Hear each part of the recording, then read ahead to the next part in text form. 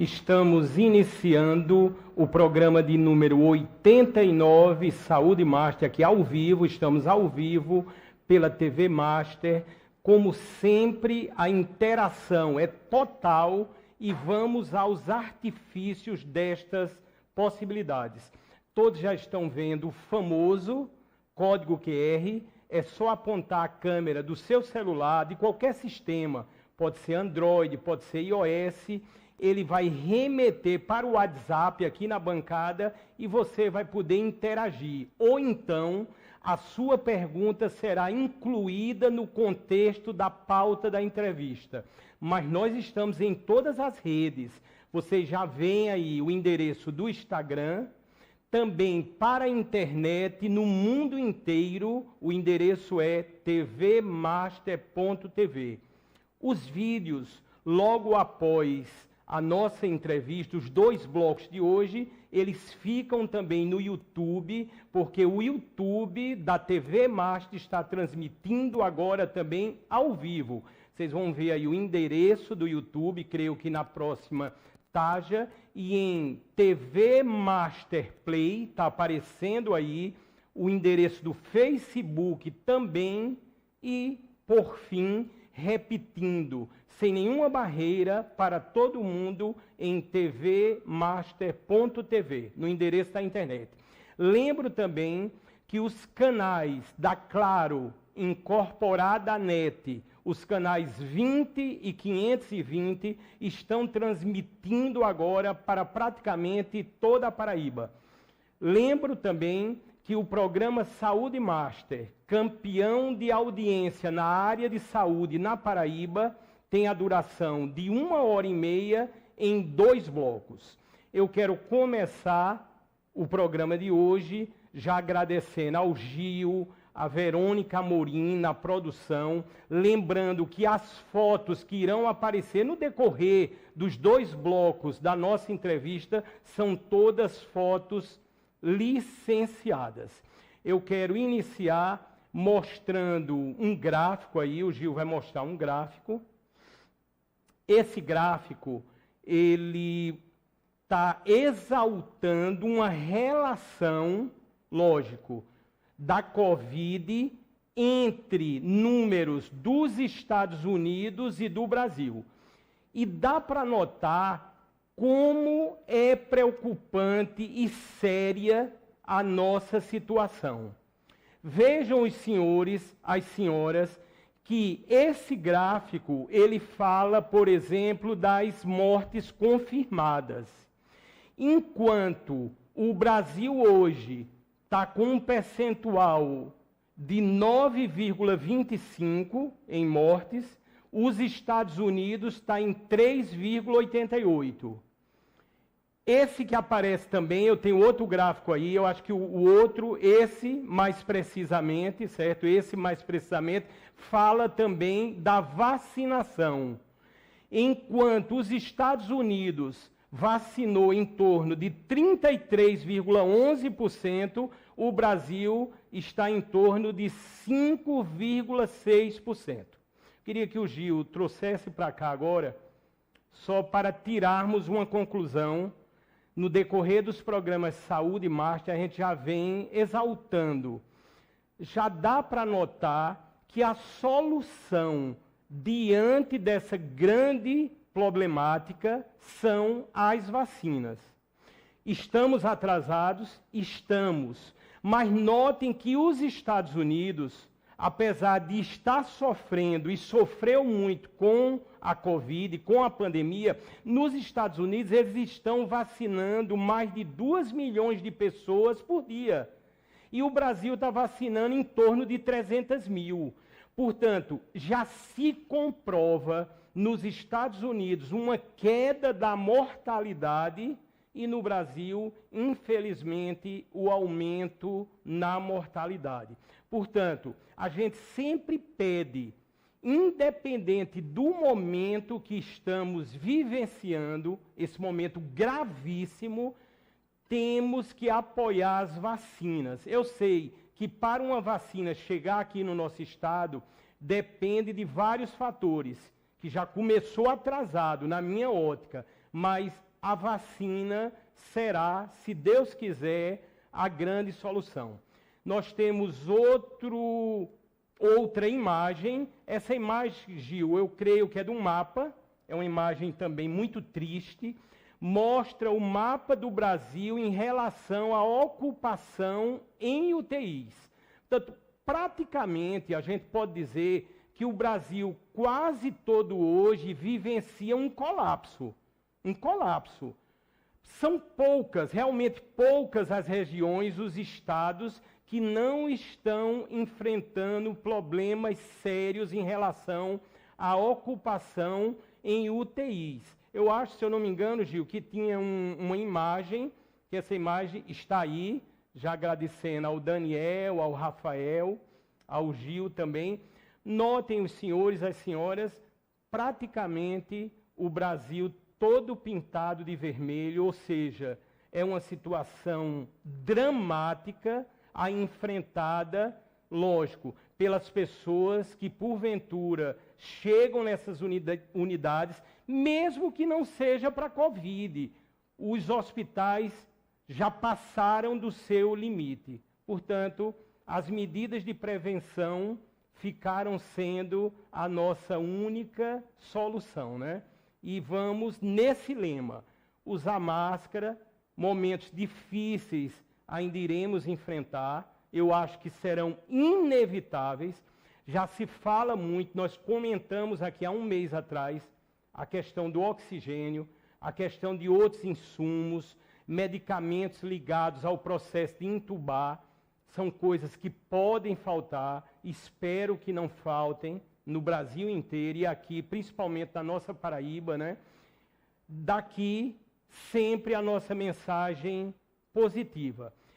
Nós temos outros modos de interação para irmos para o primeiro entrevistado. Eu tenho uma imagem aí, Gil. Se você quiser perguntar ao doutor que está aqui no primeiro bloco, há outro modo de interação também inédito.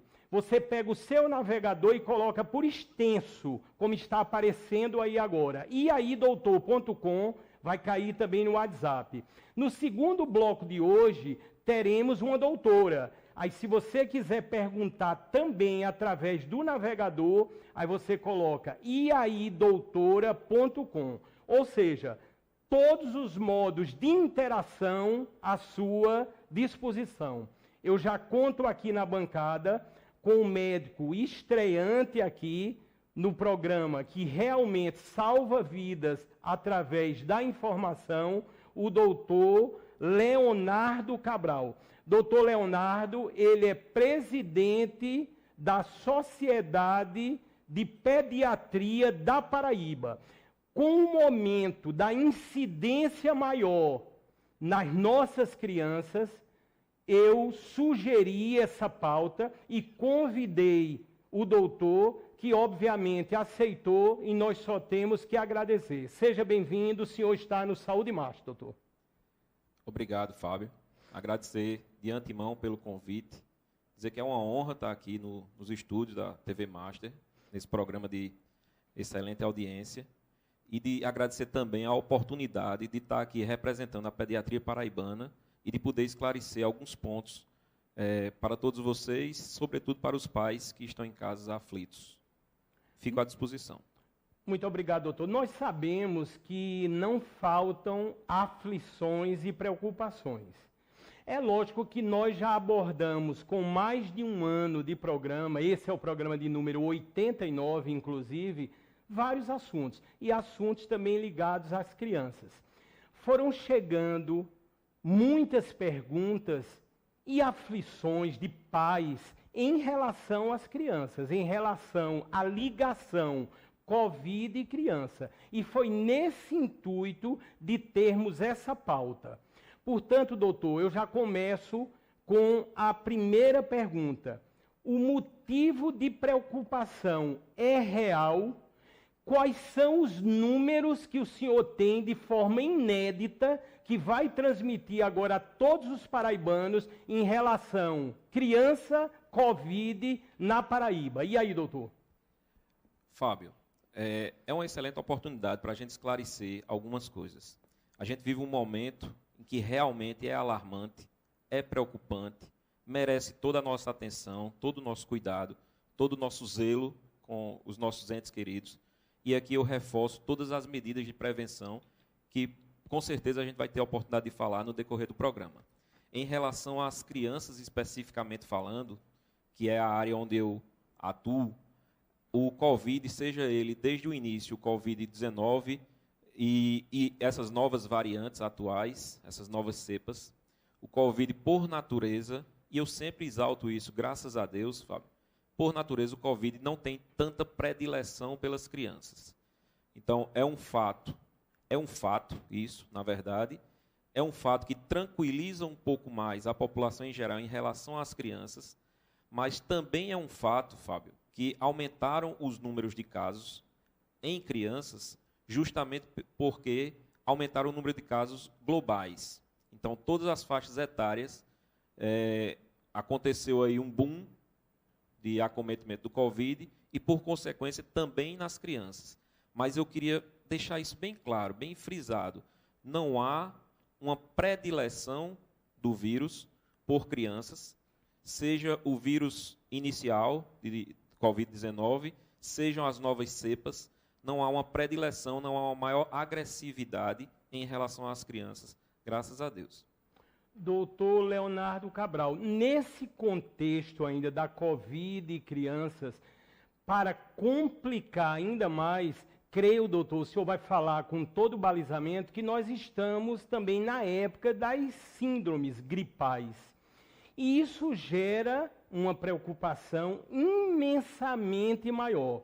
Doutor, eu tive olhando um dado aqui, esse dado é da Johns Hopkins, eu procuro me espelhar muito nessa instituição, porque ela trata com os dados da Covid desde o início da pandemia e é considerada no mundo a instituição mais respeitada, mais credenciada também quando falamos em números ligados com vários fatores da Covid. Doutor, a Johns Hopkins está dizendo que em um ano no mundo, aproximadamente morrem 6 milhões de crianças com menos de 5 anos. E desses 6 milhões de crianças, aproximadamente 2 milhões de crianças morrem de pneumonia. Portanto, o que é que a gente vem a notar, e isso me preocupou muito. A partir do momento, nessa época, que uma criança tem uma pneumonia, a gente já associa a Covid, ou seja, isso já deve ser uma loucura na cabeça dos pais e de todos os responsáveis. E aí, doutor? Isso. Esse é o primeiro ponto que eu gostaria de esclarecer, foi muito bem colocado o seu questionamento. Nós estamos numa época que a gente chama de sazonalidade para o acometimento das síndromes respiratórias agudas graves, que são as síndromes respiratórias que já acometem as crianças nessa época do ano de forma sazonal. Então, independente de ocorrer Covid ou não, esta época já é uma época complicada em relação às síndromes respiratórias e que tem uma certa mortalidade preocupante, não tão alta, mas preocupante. Eu costumo dizer que se morrer uma criança só, para mim já é o fim do mundo, porque morreu o amor da vida de alguém, morreu a alegria da casa de alguém. Então a gente queria que não tivesse nenhuma criança perdendo vidas.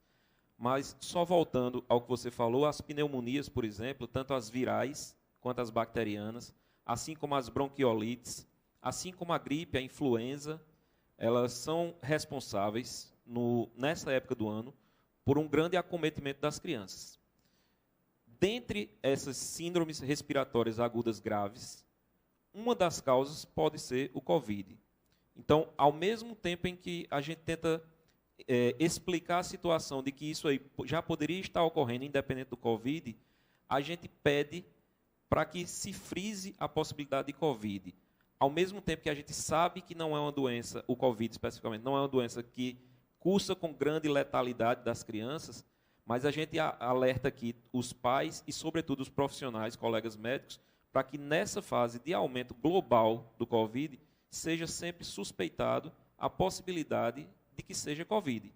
Mesmo que esteja ocorrendo aquela síndrome já tão característica que a gente conhece das crianças, os resfriados, as tosses, os cansaços, mesmo que sejam crianças que a gente está acostumado a atender durante anos com esses sintomas, mas nessa época a gente pede que tenham atenção especial e que sejam sempre suspeitadas de Covid também. Doutor Leonardo Cabral, presidente da Sociedade Paraibana de Pediatria. Doutor, como nós falamos em números, lógico, a título da Paraíba, já chegaram perguntas aqui, é natural, os pais estão preocupados e tem alguns pais que estão aqui narrando ou falando aqui nas perguntas, doutor. Me diga, por favor, a realidade hoje. É porque, doutor, a gente está diante de uma situação, eu uso muito essa palavra no Saúde Master, tão complexa, muitas pessoas às vezes não acreditam nesses números, e quando o senhor veio aqui, uma das intenções é justamente de tranquilizar. Portanto, o senhor, eu queria, por favor, que dissesse para todo o nosso público qual é a realidade da Paraíba hoje nos hospitais em relação à Covid. Isso, uma das grandes funções da gente, de nós pediatras, hoje em dia, é a tranquilização aos pais. Mas não tranquilizar, Fábio, mascarando números. A gente tem que encarar de frente a situação, sem dúvida alguma. Então, quando a gente fala em tranquilizar, é pelo fato de que não está havendo colapso na rede hospitalar em relação às crianças. Que fique bem claro que nós estamos falando aqui em relação às crianças. A gente entende todo o colapso que a rede está sujeita a acontecer de forma iminente, mas em relação às crianças ainda não. Você fala em números. Eu vou te dar alguns números. Pois não, doutor. Números, por exemplo, de hoje, atualizados no início da tarde, em relação à ocupação de leitos de UTI e de enfermarias na Paraíba. Hoje nós tínhamos 7 crianças internadas em UTI. Isso aí significa 43% dos leitos de UTI ocupados. E 21 crianças internadas em enfermarias. Isso aí significa 32% de ocupação das enfermarias com criança Covid. Eu queria dar mais alguns números. Pois não, doutor. Você me perguntou até em off, vou até entregar a nossa conversa em off. Você me perguntou em relação a números de mortalidade. Mortalidade, então, foi isso mesmo, doutor. Hoje a gente tem, segundo os dados oficiais da Secretaria de Saúde do Estado, um número de mortes total de quase 5.000 pessoas, 4.896. A taxa de mortalidade de crianças nesse dia de hoje está em torno de 0,2%. Então, se a gente fizer uma matemática rápida em relação a esse número total, deve dar aí em torno de 13 a 14 crianças. E aí eu torno a dizer, eu queria que não tivesse nenhuma. O ideal era que não tivesse nenhuma criança nessa estatística. Mas são números, né? A gente precisa repassar. Mais um dado, mais um número. O que nós tememos no acometimento da criança com Covid é a complicação que acontece de forma rara, mas muito perigosa, que é a síndrome inflamatória multissistêmica. E segundo os dados que nós levantamos desde o início da pandemia, a Paraíba apresentou 21 casos de crianças suspeitas de síndrome inflamatória multissistêmica por Covid. Desses 21, foram confirmados 11 casos. Então, assim, graças a Deus, as crianças continuam sendo um pouco mais poupadas em relação às outras faixas etárias, o que não quer dizer, em hipótese alguma, que possamos relaxar e que possamos não fazer os cuidados preventivos. É que, no começo, eu vejo muito esse medo que tem hoje maior em relação às crianças, e é facilmente de se entender, porque lá atrás, no início da pandemia, foi criada uma falsa ideia de que a criança não tinha Covid, e que se tivesse seria assintomática, não teria nenhum sintoma. Isso não deixa de ter uma certa verdade, mas não é uma verdade absoluta. Então, como hoje os números de Covid, de forma geral, em qualquer faixa etária, eles estão no boom, eles estão acima, o número de crianças também se apresenta um pouco maior e elas se tornam mais visíveis para a comunidade em geral. Mas eu repito, graças a Deus, estamos dentro da taxa normal de acometimento desse vírus em relação às crianças. Doutor Leonardo, estão perguntando aqui, está chovendo pergunta, mas aqui, não faltam preocupações. Vou sintetizar aqui, doutor. Está dizendo o seguinte: se com o aumento dos casos de Covid, aqui se refere, obviamente, aos adultos, não há o perigo de UTIs, uma vez de criança, serem transformadas ou usadas por adulto, e outras pessoas também comentando sobre o oxigênio. Será que não vão tirar oxigênio das nossas crianças para os adultos? E aí, doutor? Só posso dizer que eu espero que não, né? Na verdade, eu creio que isso não deva acontecer. Existem alguma aparelhagem que é usada nas UTIs infantis, não serviriam para as UTIs adultas, por exemplo. Então, eu creio que esse medo, esse receio de que falte aparelhamento para o atendimento da criança grave na UTI não ocorra. A gente tem o que chama de serviços de referência. Então, alguns serviços de referência foram montados para crianças e para os adultos. Então, aqui em João Pessoa, por exemplo, o serviço de referência para a criança com Covid é o Hospital do Valentina. E é por isso também que eu trago mais uma informação de números. É por isso que o Hospital do Valentina hoje ele se encontra com números elevados de ocupação, porque realmente ele é a referência Covid. Então, toda criança que chega em qualquer serviço de saúde e que está suspeito de Covid, ele é diretamente encaminhado para o Hospital do Valentina para esclarecimento diagnóstico, confirmação, tratamento. Então, de fato, essa é a justificativa para que o Hospital do Valentina tenha números maiores de ocupação. Em relação ao oxigênio, isso aí é um medo, talvez, mundial, né?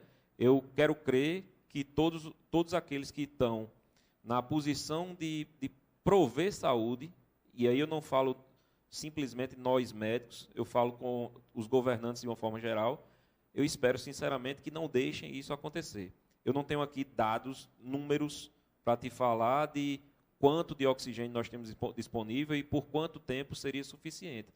Mas eu quero crer que esse medo, eu acho que a gente já tem coisa demais para se aterrorizar com essa Covid, e se a gente ficar com mais esse medo de se faltar oxigênio, eu acho que corre-se um risco de entrarmos aí num processo de adoecimento mental, e acho que não é bem por aí. Vamos torcer para que tudo corra da melhor maneira possível. Doutor Leonardo, nesse contexto ainda, qual é o órgão que fiscaliza? Por exemplo, a gente tocou no assunto oxigênio. Como já aconteceu de tudo nessa Covid, e as pessoas, eu creio que com razão, estão preocupadas, né? Qual é o órgão? Há essa fiscalização? Quem é que está diretamente observando isso aqui na Paraíba?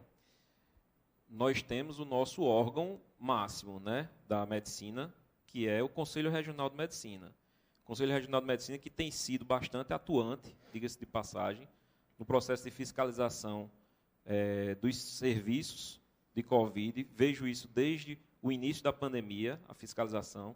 Temos conselheiros bastante responsáveis. Cito aqui até o nome de um deles, doutor Bruno Leandro, que é nosso colega pediatra e é conselheiro do CRM, é fiscal lá do CRM também. Então, creio que o nosso órgão máximo é o Conselho Regional de Medicina e deve estar bem atento a isso. Tivemos agora, inclusive, fazendo um adendo, Fábio, um de nossos conselheiros do Conselho Regional de Medicina de se tornar agora o nosso novo ministro da Saúde, que é o doutor Marcelo Queiroga, esposo também de uma pediatra, colega nossa, a doutora Simone. Então, ao doutor Marcelo, o desejo de que tudo dê certo e que ele possa conduzir de forma magistral os destinos da saúde da nossa nação, nesse momento tão crítico em que vivemos.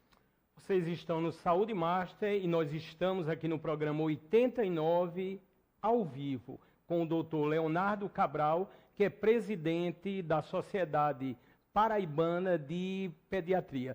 Doutor, um fato que está nesse contexto sempre é a escola. Aí vem a pergunta, o senhor tem filhos menores?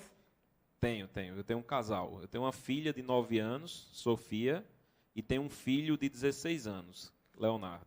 Aí, doutor, vem a pergunta que fizemos por algumas vezes a profissionais que aqui estiveram. O senhor tem a segurança, por exemplo, de num momento como este, em o seu filho, a sua filha, estar frequentando a aula presencial? E aí, doutor?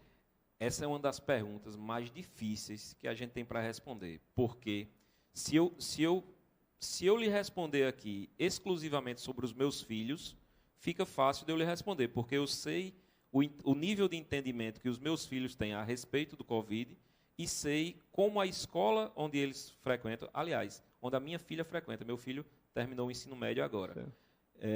Então, eu sei como é que a escola que ela frequenta trata com respeito ao Covid, e eu sei como a minha filha entende sobre o Covid e as prevenções. Então, seria fácil eu dizer a você que eu me sinto seguro em mandá-la à escola. Porém, quando eu digo que é uma das perguntas mais difíceis de serem respondidas, é porque eu não sei, por exemplo, Fábio, se você tem filhos e onde eles estudam. Se o filho do colega, do telespectador que está nos vendo agora, estuda numa escola municipal de uma cidade lá do interior, e que, infelizmente, não tem as mesmas condições que uma escola privada da capital tem de fazer essa prevenção. Também não sei o grau de entendimento daquele pai que mora lá no interior da Paraíba sobre a realidade da gravidade do Covid, sobre os cuidados necessários, sobre as condições da criança ter lá máscaras à disposição para serem trocadas. Então, resumindo, quando me perguntam, e é uma pergunta frequente, Fábio, quando me perguntam, é para as crianças irem para as escolas ou não, o que eu tenho dito é que o posicionamento da Sociedade Brasileira de Pediatria, e por consequente a nossa Sociedade Paraibana de Pediatria, é que seja feita uma análise em conjunto, que os pais analisem as condições que a escola oferece de proteção, como distanciamento social, sistema híbrido de ensino, álcool gel à disposição, como também que os pais possam ter esclarecimentos sobre o acometimento das crianças, sobre a proteção das crianças e que possam tomar essa decisão no seu seio familiar. Hoje, eu não diria, fiquem tranquilos e podem mandar todas as crianças para a escola. Mas também não diria, e sou muito sincero em dizer, que isso é uma coisa muito mutável. Eu vou te falar a respeito de hoje. Talvez mude o panorama nesses próximos dias. Mas a preço de hoje, eu também não diria que não mandem em hipótese alguma. É realmente uma decisão que precisa ser conversada. Nós, pediatras, também estamos à disposição para conversar com esses pais sobre as condições da escola, sobre as condições de precaução que a criança tem que tomar e para que juntos a gente possa tomar essa decisão. Eu quero agradecer a Janiele, que cuida aí dos caracteres, está o nosso tema, que a gente sempre chama de tema central, o aumento dos casos de crianças com o novo coronavírus. Doutor Leonardo, nós sabemos que 1 ano ou mais de 1 ano de pandemia, isso é um prejuízo educacional irreparável. Isso o mundo já sabe, e o Brasil, eu digo que a escala desse prejuízo será ainda maior. Quando se mantém crianças em casa, vem toda a sistemática do isolamento. E o isolamento leva e está levando a várias e várias consequências. E aí, doutor? Esse é um dos grandes pontos. Esse é um dos grandes dilemas. Quando a gente pensa em única e exclusivamente o Covid, seria bem mais fácil, mais tranquilo dizermos, fique em casa e pronto, realmente. Mas a criança, assim como a população em geral, mas a criança especificamente, ela sofre, ela padece de vários outros males. E alguns deles a gente tem visto, infelizmente, números crescentes na nossa sociedade. Os números, por exemplo, Fábio, de maus tratos às crianças, de abuso infantil, abuso sexual, inclusive, o aumento do número de crianças com doença mental, com acometimento de ansiedade, de transtorno do pânico, a gente tem visto realmente, público e notório, diariamente nos nossos consultórios, o aumento dessas outras morbidades. Então, quando se fala realmente em manter a criança dentro de casa é uma medida protetiva, claro, mas que merece e precisa ser encarada como um dos fatores agravantes para outras morbidades. Então, temos que ficar atentos, tanto nós, pediatras, quanto, sobretudo, os pais, ficarmos atentos a qualquer sintoma diferente que a sua criança manifestar em termos psicológicos, não só em termos de sinais clínicos, sinais evidentes, sinais aparentes, mas aquela mudança de hábito, aquela mudança emocional. Vocês estão ao vivo aqui no programa Saúde Master, edição de número 89. Doutor Leonardo, chegou uma pergunta aqui que diz respeito aos medicamentos. Eu quero avisar que no segundo bloco de hoje, aqui do programa Saúde Master, ao vivo, nós vamos contar, eu considero uma das maiores autoridades no Brasil quando o assunto é medicamentos. A doutora Bagnólia Araújo. Portanto, não saiam daí. O programa hoje está imperdível e irá, se Deus quiser, salvar muitas vidas através da informação. Doutor Leonardo, a pergunta é o seguinte: se devemos, nessa fase de Covid, ministrar medicamentos para as crianças, tipo suplementos, vitamina C, vitamina D, aquilo que vários adultos estão utilizando. E aí, doutor? O que a gente tem visto especificamente é que, assim como em outras doenças, o que a criança precisa estar preparada é com a sua imunidade, é com a sua alimentação. Então, mais importante do que qualquer medicamento experimental ou medicamento que possa prometer uma possível ou cura da Covid, ou até mesmo evitar que a criança pegue Covid, eu prefiro orientar que a criança deve estar bem alimentada, deve ter uma rotina saudável, deve dormir bem. Em relação às vitaminas especificamente, que você me perguntou, são legais. Eu acho que nessa época tem sim que estar em dia com a vitamina C, por exemplo. Alguns estudos falam em vitamina D. Não tem nada comprovado ainda em relação ao acometimento da criança ser maior ou menor, mas a gente tem como ponto pacífico de que esse suplemento vitamínico ajuda sim a criança. O zinco, você note que eu não estou falando aqui em nomes comerciais, mas o zinco também pode ser usado a contento para que as crianças mantenham seu nível de imunidade em dia, digamos assim, uma forma de falar. Mas, de fato, não existe um medicamento salvador, um medicamento milagroso, um medicamento que evite o contágio. O que a gente tem que ter é que a saúde da criança tem que estar em dia. Doutor Leonardo, outro fato também que tem acontecido com uma incidência maior são justamente de pais que estão fazendo o teste da Covid em seus filhos. É lógico, são pais que muitas vezes, quando aparece qualquer um sintoma, e nós já vimos aqui no Saúde Master que, ligado com Covid, já foi detectado mais de 200 outros sintomas ou outras doenças. Tanto que tem ocorrido muito, doutor. A partir do momento que se vê um sintoma, não há outro pensamento senão a Covid, e aí já se solicita que se faça um exame para saber se está ou não com a Covid. E aí, doutor? É interessante demais essa pergunta, porque eu costumo dizer que sempre tem os dois lados. Sempre tem a cara e a coroa da história. Os exames são importantes? São demais. Eles são muito importantes. Agora, eles são muito importantes quando são bem indicados.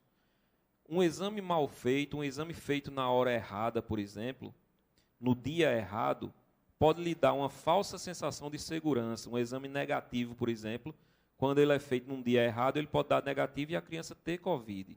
Então, o alerta que eu faço é que procure sempre a orientação de um médico, de um pediatra, sobre a hora certa de se fazer exame. Vou te dar um exemplo. A gente fala muito em fazer o exame do Covid, mas qual é esse exame, Fábio? Tem o exame do SWAB nasal, que é a coleta de secreção direto, né, através do nariz, que vai detectar, que é o RT-PCR, que vai detectar o vírus vivo. É o exame melhor, é o exame que mais se confirma? É, beleza. Mas ele tem um prazo para ser feito, idealmente entre o 3º e o 7º dia de sintomas. Então, se você pega uma criança que tem sintomatologia já há mais de 10 dias, não adianta você mais fazer o suave nasal para a pesquisa do RT-PCR, porque não vai ter mais vírus na criança nessa época. Mesmo que os sintomas permaneçam, provavelmente a criança vai estar acometida por causa da inflamação gerada por aqueles vírus. Da mesma forma, eu te explico agora o outro tipo de exame, que é a sorologia, o famoso IgG e IgM. Saber se a criança tem a doença na hora, ou se já teve a doença, ou se não tem e pronto.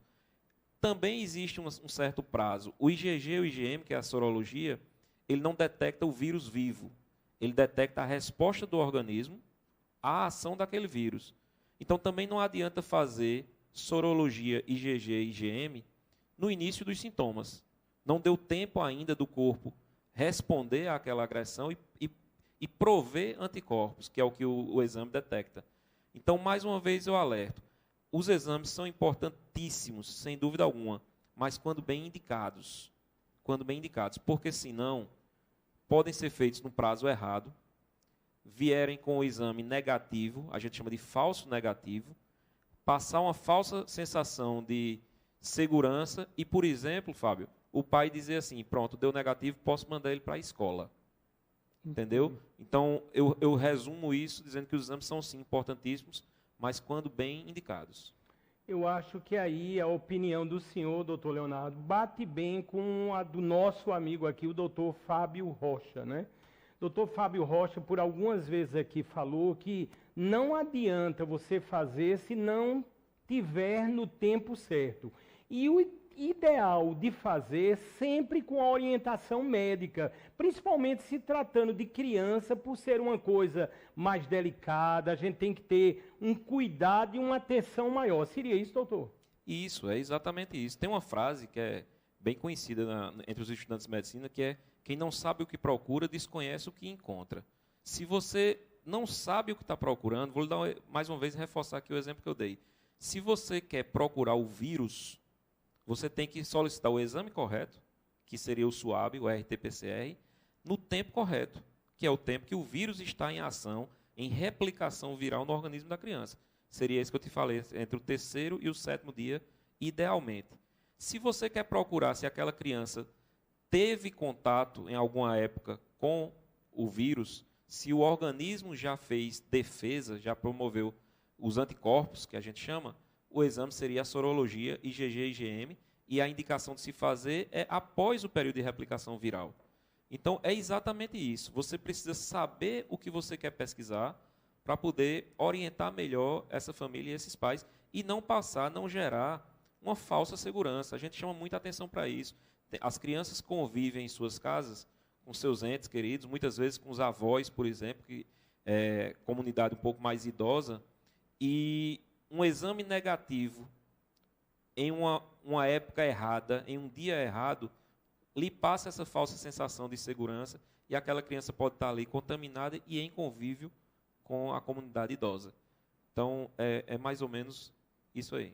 Já que falamos tanto em exames, eu quero falar com muito orgulho do Laboratório Maurílio de Almeida. O Laboratório Maurílio de Almeida, é óbvio, desde o início da pandemia, criou toda uma estrutura, já que conta com quase 50 unidades e com 70 anos de existência, para também fazer o exame ou os exames da Covid, que acabamos de falar. Esse exame agora mostrado é o chamado PCR. Esse, quando dá positivo, é o chamado padrão ouro, ou seja, você realmente está com a Covid. E temos outro exame, que é o sorológico, que o resultado sai no mesmo dia. esse exame sorológico você também pode fazer em todas as unidades do Maurílio de Almeida. Inclusive, é bom que saibam, o Maurílio de Almeida conta com algumas unidades 24 horas. É isso mesmo, de domingo a domingo. Aonde vocês podem ficar sabendo que unidades são essas? Olhem aí, por favor. Esse é o aplicativo do Laboratório Maurílio de Almeida. Vá agora no seu celular, não importa se o sistema é Android ou se é iOS. Você vai baixar o aplicativo e todas essas funções que agora aparecem, você terá a um simples toque e na palma da mão. Notem que são muitas as funções. Se você quiser agendar qualquer exame, vamos lembrar que além dos exames da Covid, o Laboratório Maurílio de Almeida conta com mais de 3.000, é isso mesmo, mais de 3.000 outros diversos exames. Mas se for o caso de agendar, existe uma opção no aplicativo que você clica e vai agendar, inclusive o agendamento feito maciçamente na Covid, que é agendar em domicílio. Isso pode ser, obviamente, no seu apartamento, na sua casa ou até na sua empresa. Portanto, pensou em laboratório, Maurílio de Almeida, baixem o aplicativo, ele cria o que chamamos intimidade digital. Você vai começar a receber alguns avisos importantes através do aplicativo no seu celular e a ação fica muito mais prática. Como Maurílio de Almeida tem realmente muitas unidades, quase 50, você vai encontrar no aplicativo as 50 unidades, podendo marcar, podendo acionar o mapa, podendo ligar, ou seja, você tem toda a interação na palma da mão.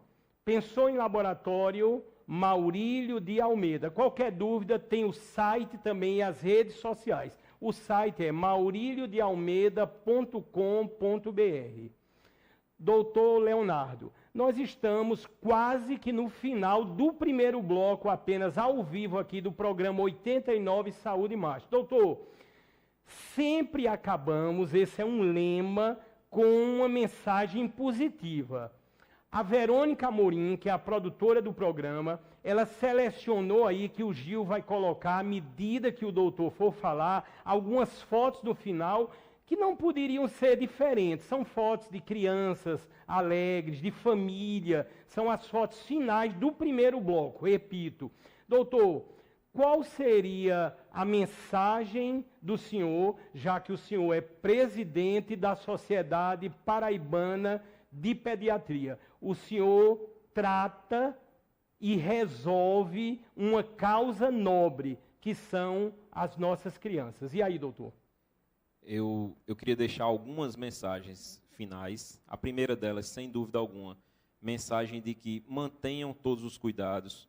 Eu tenho falado em todos os órgãos onde eu tenho participado de entrevistas, eu tenho falado num tripé de segurança no combate ao contágio, que é a lavagem frequente das mãos, o distanciamento social e o uso de máscaras. Então, a primeira mensagem é: realmente não relaxem, não subestimem a doença.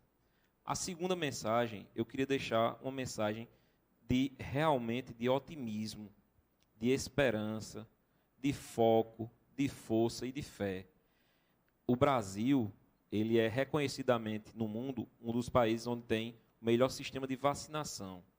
Você mostrou no início dados da vacinação, fazendo um comparativo com os Estados Unidos, e que nós ainda estamos aqui bem abaixo em relação ao número total de vacinas e de vacinados. Mas eu confio nesse know-how que o Brasil tem de ser um país vacinador, de ser um país que sempre despontou como um dos principais vacinadores. O nosso programa de imunização nacional é um dos melhores do mundo. Então, eu quero crer que todo esse know-how, toda essa experiência vai ser transmitida diretamente nesse combate ao coronavírus com as vacinas que hão de chegar cada vez mais e vacinar cada vez mais. Então, eu queria deixar para vocês essa mensagem de esperança, de fé. É claro, acho que o poeta Renato Russo é quem fala em uma das músicas dele, mas é claro que o sol vai voltar amanhã. Eu não tenho dúvida que nós vamos vencer. Eu não tenho dúvida que nós vamos estar em pouco tempo, não sei se em alguns meses, em alguns anos, mas em pouco tempo nós estaremos falando da Covid pelos livros de história, se Deus quiser. Temos já tendo vencido essa maldita doença, digamos assim, e que nós aprendamos com tudo o que está acontecendo. Não só que nós aprendamos a tratar o Covid, mas mais do que isso, que a gente tome várias outras lições de humanidade, de amor ao próximo. Falo isso com o coração aberto, porque isso é o grande sentimento de todo pediatra, Fábio, pode ter certeza. Todo pediatra age com o coração na ponta do estetoscópio. Então eu quero crer que tudo isso vai passar e que, enquanto não passe, nós nos colocamos, todos nós, pediatras, assim como a comunidade médica em geral, à disposição de vocês para aconselhar, para tratar, para acolher, para explicar. Fico à disposição de todos e um forte abraço. Doutor Leonardo Cabral, muito obrigado. Doutor Leonardo, estão perguntando aqui as redes sociais, no caso da Sociedade Paraibana de Pediatria. Algumas pessoas ficaram, o que é natural, com algumas dúvidas e querem saber como encontram a sociedade. A Sociedade Paraibana de Pediatria, ela está no Instagram com esse nome por extenso, @Sociedade Paraibana de Pediatria. Nós fazemos postagens quase que diárias, não somente relacionadas à Covid, mas a todas as outras patologias e, sobretudo, as prevenções de outras patologias. Na medida do possível, ficamos à disposição lá também para responder as perguntas que, porventura, cheguem. E estamos também temos também o site da Sociedade Paraibana de Pediatria.com.br, um site que foi feito com muito carinho, uma parte ainda em construção, mas que já está à disposição de todos vocês. Doutor Leonardo Cabral, muito obrigado pela sua participação. Nós estamos apenas encerrando o primeiro bloco do programa Saúde Master. A gente vai ter um pequeno intervalo comercial, é o tempo que a gente faz todo o processo aqui de higienização, e teremos no segundo bloco a doutora Bagnólia. Realmente a doutora Bagnólia Araújo, eu considero, os senhores terão esse testemunho, uma das maiores autoridades no Brasil quando o assunto é medicamento. Portanto, não saiam daí, aguardem o segundo bloco ao vivo do programa Saúde Master.